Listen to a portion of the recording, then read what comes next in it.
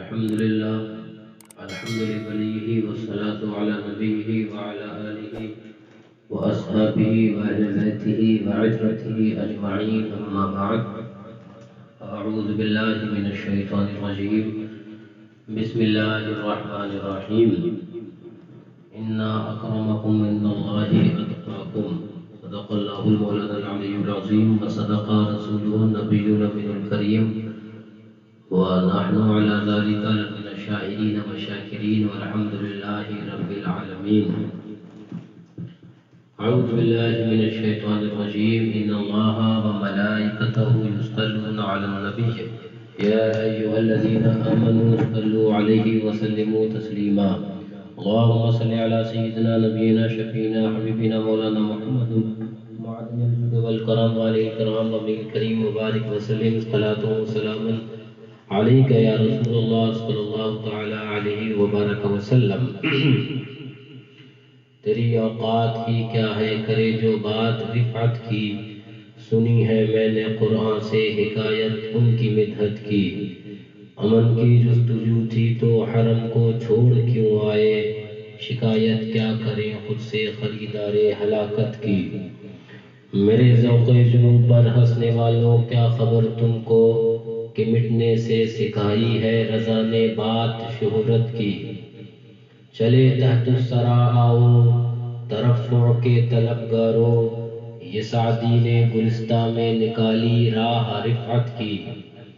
الہی صدقہ موسیٰ اسامہ نے نظر دینا، ملائک بات چھیڑے جب عدالت میں زیارت کی. نہیں کچھ شور و غوغا اور لٹانا جا صحابہ کا، کہ پروانوں نے سیکھی ہے یہاں سے شان حکمت کی. ذرا ایمان تو پرکھو ذرا اعمال تو دیکھو، بڑے آئے شکایت کرنے والے اپنی قسمت کی. مدد کی بھیک مانگے پھر رہے ہیں وہ بھی محشر میں، کہ جن کو استعانت پر عداوت تھی قیامت کی. یہ چاہت ہے تیری فارا سبوں میں انقلاب آئے، یہ چاہت ہے تیری فارا سبوں میں انقلاب آئے، چراغوں سے سحر ہوتی نہیں ہے ایسی ظلمت کی.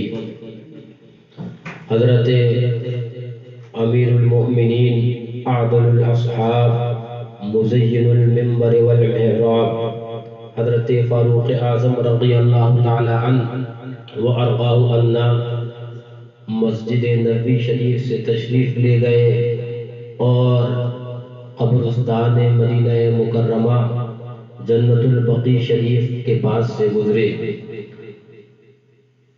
حضرت امام یوسف بن اسماعیل نبہانی اپنی کتاب مفتتح حجت اللہ علی العالمین فی معجزات سید المرسلین میں کرامات فاروق اعظم رضی اللہ تعالی عنہ کے تحت تحریر فرماتے ہیں کہ مرہ بالبقیع حضرت فاروق اعظم رضی اللہ تعالی عنہ قبرستان مدینہ مکرمہ جنت البقیع شریف کے پاس سے گزرے.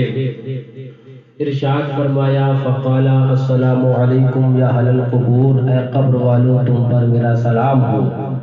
اور اس کے بعد ارشاد فرمایا اخبار ما عندنا، اے قبر والو تمہاری کچھ خبریں آج میں تمہارے پاس لے کر آیا ہوں. اور وہ خبریں یہ ہیں انا نساءکم قد تزوجنا، تمہاری عورتوں نے تمہارے دنیا سے جانے کے بعد دوسروں سے نکاح کر لیا. ودورکم قد سکنت، اور تمہارے کمائی کے مکانات جن کو تم نے خون اور پسینے سے لگا کر محنت کر کر بنایا تھا، تمہاری دنیا سے رخصتی کے بعد اس میں دوسرے لوگ آباد کر دیے گئے ہیں.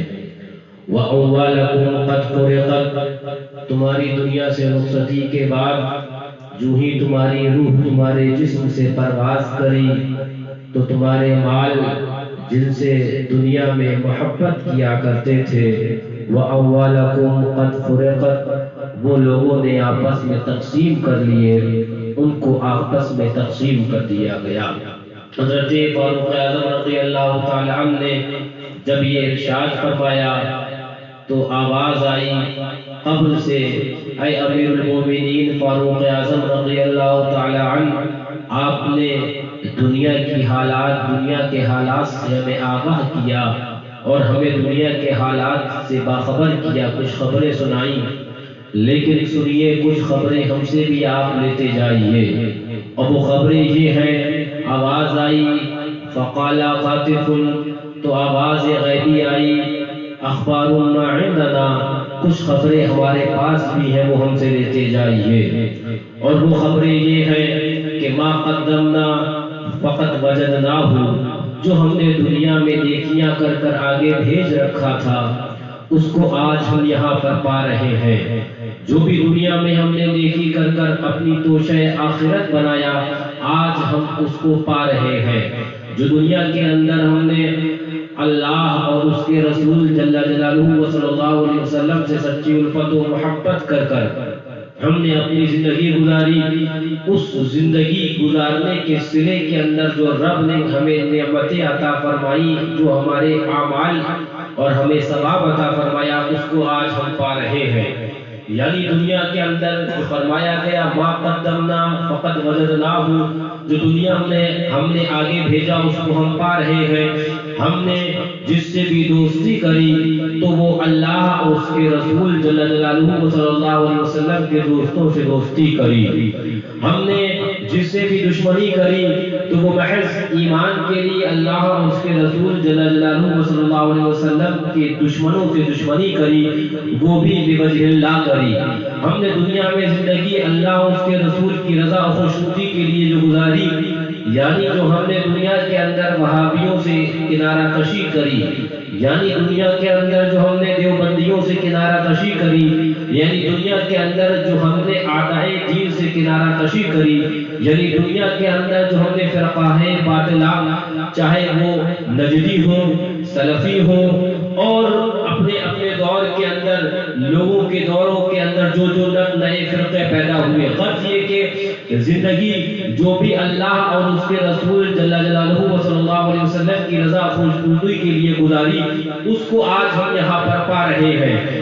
وما انفقنا فقط ربحناہ، اور جو ہم نے اللہ اور اس کے رسول کی رضا خوشنودی کے لیے جو خرچ کیا ہے، آج وہ ہمیں یہاں پر فائدہ دے رہا ہے۔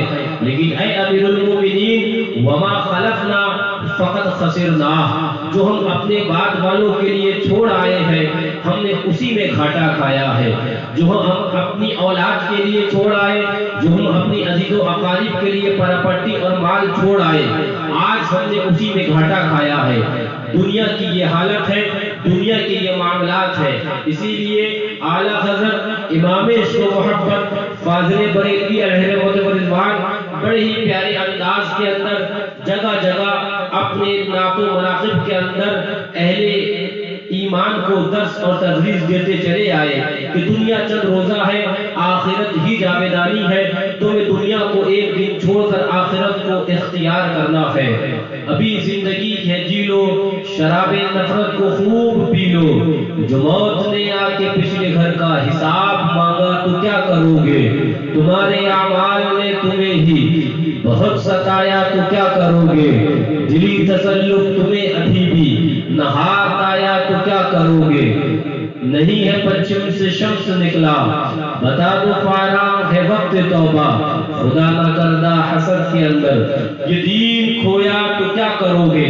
امام عشق و محبت اعلیٰ حضرت بات آئی تو سنتے چلیے۔ اعلیٰ حضرت امام عشق و محبت ارشاد فرماتے ہیں، پھر اٹھا ولول اے یاد بیابان حرم، پھر کھچا دامن دل سوئے مغیلان حرم۔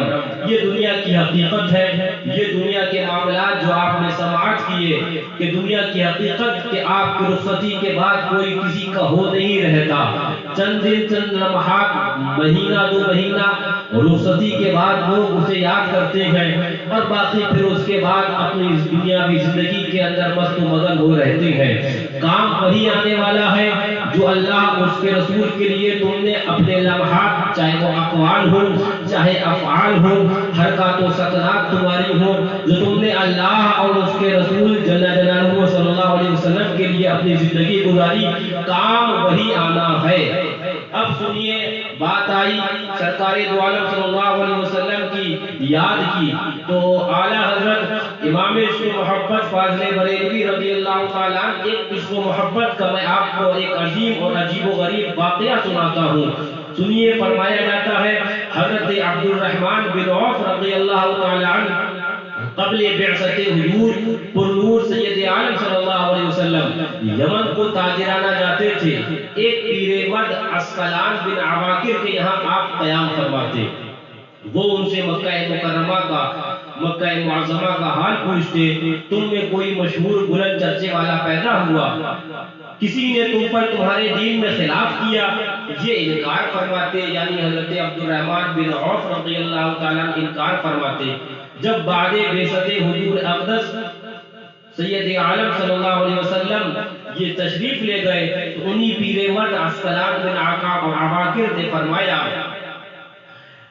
انہوں نے کہا کہ پیر مرد نے کہا میں تمہیں وہ بشارت دیتا ہوں کہ تمہارے لیے تمہاری تجارت سے بہتر ہے، اور وہ یہ ہے کہ اللہ تعالیٰ نے تمہاری قوم سے نبی برگزیدہ مبعوث فرمایا، ان پر اپنی کتاب اتاری. وہ اصنام سے روکتے اور اسلام کی طرف بلاتے ہیں، حق کا حکم دیتے اور اس کے فاعل ہیں، باطل سے منع کرتے اور اس کے مبطل ہیں. وہ ہاشمی ہیں اور تم اے عبد الرحمن جلد پلٹو ان کی خدمت اور تصدیق کرو. اور انہوں نے کچھ اشعار بارگاہ حضور اقدس صلی اللہ علیہ وسلم میں گنگنائے اور یہ کہا کہ یہ میرا پیغام اور یہ میری آپ کی بارگاہ میں جو استعانت ہے وہ حضور اکرم صلی اللہ علیہ وسلم سے جب ملاقات ہو تو یہ کہہ سنانا. جس کا ایک شعر یہ تھا، فَكُنْ شَفِعِي إِلَى مَلِيكٍ يَدْعُ الْبَلَايَا إِلَى الْفَلَاحِ. یعنی جب حضور تم حاضر ہونا تو تم میری شفاعت کی دعا کرنا. یہ حضرت عسقلان بن عواقر دعا فرما رہے ہیں، کہہ رہے ہیں حضور اکرم صلی اللہ علیہ وسلم کے حضور اے عبد الرحمن بن عوف تم حاضر ہونا. فَكُنْ شَفِعِي إِلَى مَلِيكٍ يَدْعُ الْبَلَايَا إِلَى الْفَلَاحِ. تو حضور میرے شفیع ہوں اس بادشاہ کے یہاں جو مخلوق کی نجات کی طرف بلاتا ہے. یعنی پتہ کیا ہوا، حضور سے شفاعت اور استعانت صرف ہم اہل ایمان ہی نہیں بلکہ صحابہ کی سنت ہے. کہاں گئے وہ وہابی جو کہتے ہیں استعانت حضور سے کرنا، مدد حضور سے مانگنا، مدد حضور والوں سے مانگنا شرک ہے. میں کہتا ہوں جب صحابہ نے مدد مانگی، حضرت عسقلان بن عواقر مدد مانگ رہے ہیں اور حضرت عبد الرحمن بن عوف سے مدد کروانے کا ارشاد فرما رہے ہیں. جب صحابہ نبی سے مدد مانگ رہے ہیں اور شفاعت حضور کی التجا کر رہے ہیں تو آج اگر ہم حضور سے شفاعت طلب کریں تو کیوں کر یہ روانہ ہوگا؟ بات وہی ہے، عقل ہوتی تو خدا کے نہ لڑائی لیتے، یہ گھٹائے اسے منظور بڑھانا. سبحان اللہ. پھر فرمایا جاتا ہے جب حضرت عبد الرحمن بن عوف رضی اللہ تعالی عنہ واپس آئے اور یہ حال حضرت ابو بکر صدیق رضی اللہ تعالی عنہ سے ارشاد فرمایا تو انہوں نے فرمایا یہ کوئی اور حضرت ابو بکر صدیق رضی اللہ تعالی عنہ نے جو پورا واقعہ سماعت کیا اور ارشاد فرمایا اے عبد الرحمن بن عوف یہ کوئی اور نہیں بلکہ ہمارے حضور ہیں. یہ کوئی اور نہیں بلکہ ہمارے حضور اکرم صلی اللہ علیہ وسلم ہے. اللہ عز و جل نے اپنی تمام مخلوق کی طرف رسول کیا ہے صلی اللہ علیہ وسلم. تم ان کے حضور حاضر ہو اور یہ حاضر ہوئے. حضور اکرم صلی اللہ علیہ وسلم نے دیکھ کر تبسم فرمایا اور ارشاد ہوا میں ایک سزاوار چہرہ دیکھتا ہوں جس کے لیے خیر کی امید ہے، کہو کیا خبر ہے؟ انہوں نے عرض کی کیسی؟ فرمایا پیام بھیجنے والے نے جو پیام ہمارے حضور بھیجا ہے وہ امانت ادا کرو. یعنی حضور اکرم صلی اللہ علیہ وسلم کے حضور ابھی انہوں نے واقعہ جو ہوا پیش آیا اس سے آگاہ نہ کیا تھا، بغیر بولے ہی حضور نے بتایا جو امانت ادا کرو. معلوم کیا ہوا ہمارے حضور دلوں کے حالات سے بھی باخبر ہے. ہمارے حضور دلوں کے حالات سے بھی باخبر ہے. امام عشق و محبت اعلیٰ حضرت حضرت امام اس کو محبت فرماتے ہیں، حضور تو عالم غیب ہے، سبحان اللہ سبحان اللہ، ہمارے حضور دلوں کے حالات فرمایا کہ امانت دینے والے نے جو امانت بھیجی ہے وہ ادا کرو. سنتے ہو اولاد حمیر خواص مومنین سے ہے. عبد الرحمن رضی اللہ تعالیٰ عنہ سنتے ہی مسلمان ہوئے. پھر وہ اشعار حضور میں عرض کیے اور عرض کرنے کے بعد سید عالم صلی اللہ علیہ وسلم نے ارشاد فرمایا رب مومن بی ولم یرنی ومصدق بی وما شہدنی اولئک اخوانی. حضور اکرم صلی اللہ علیہ وسلم نے ارشاد فرمایا بہت سے وہ لوگ بھی ہیں جنہوں نے مجھے نہ دیکھا، بہت سے وہ لوگ بھی ہیں جو میری بارگاہ میں حاضر نہ ہوئے لیکن مجھ پر ایمان لائے اور مشرف اسلام ہوئے. ابو جہل مکہ مکرمہ میں رہنے کے بعد بھی ایمان سے غافل رہا اور اللہ اکبر اللہ اکبر. بہت سے صحابہ کرام وہ بھی ہیں جو مکہ مکرمہ میں نہ رہنے والے تھے. حضرت بلال حبشہ کے رہنے والے تھے، حضرت صہیب روم کے رہنے والے تھے، اللہ اکبر. لیکن ان تمام کے باوجود وہ حضور اکرم صلی اللہ علیہ وسلم کے نہ صرف عاشق لالا زار ہوئے بلکہ اہل اللہ اور ایمان والوں کے سردار ٹھہرے. ایمان والوں کے سردار ٹھہرے. یہ ہمارے حضور اکرم صلی اللہ علیہ وسلم کی سبحان اللہ عظمت اور شان ہے. کوئی کیا بیان کر سکتا ہے، کسی میں کیا اوقات ہے کہ حضور اکرم صلی اللہ علیہ وسلم کے اللہ اکبر فضائل آپ کے معاملات کو بیان کر پائے. لیکن سنو فرمایا جاتا ہے ایک دور وہ بھی آئے گا دنیا کے اندر، حدیث پاک کے اندر آیا ایک دور وہ آئے گا دنیا کے اندر ایمان والوں کو پر وہ دور گزرے گا اللہ اکبر کہ ایمان والا اللہ اکبر صبح اٹھے گا تو وہ ایمان والا ہوگا اور شام ہوتے ہوتے وہ کافر ہو جائے گا. فرمایا گیا حدیث پاک کے الفاظ ہے یسبح الرجل مؤمنا ویمسی کافرا ویمسی مؤمنا ویسبح کافرا. صبح اٹھے گا تو مومن ہوگا، شام ہوتے ہوتے کافر ہو چلے گا، شام میں مومن ہوگا، صبح ہوتے ہوتے کافر ہو جائے گا. فرمایا جاتا ہے یبیع احدهم دینہ بعرض من الدنیا. حالات یہ ہوں گے کہ دنیاوی تھوڑی سی پونجی کے خاطر لوگ اپنا ایمان بیچ دیں گے.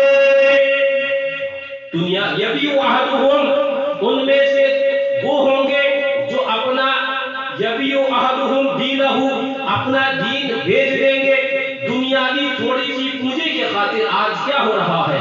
آج بڑے بڑے پیر کہلانے والے، آج بڑے بڑے اپنے آپ کو وہ مقتدی اور رہبر کہلانے والے آج دین کا سودا کر رہے ہیں. کس لیے؟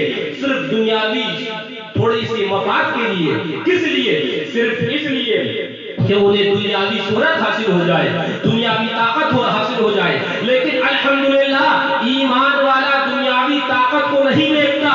ایمان والا کہتا ہے تو یہ کہتا ہے بھیج دیجئے پنجے دیوے نہیں، حضور کے بل پہ طاقت دیجئے، مصطفیٰ کے بل پہ طاقت دیجئے.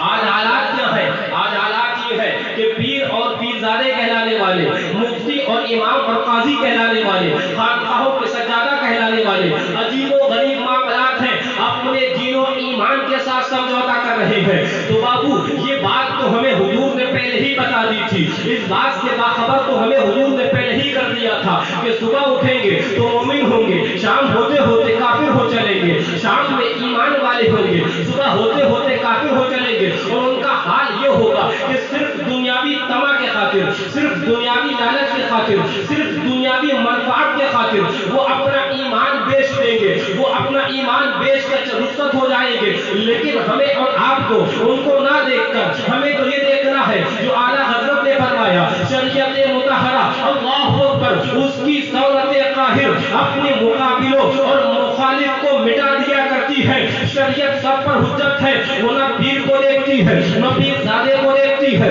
نہ وہ مولوی کو دیکھتی ہے، نہ وہ مولوی زادے کو دیکھتی ہے، نہ وہ عالم کہلانے والے کو دیکھتی ہے. شریعت دیکھتی ہے تو اصول حضور کو دیکھتی ہے، شریعت دیکھتی ہے تو محبت حضور کو دیکھتی ہے.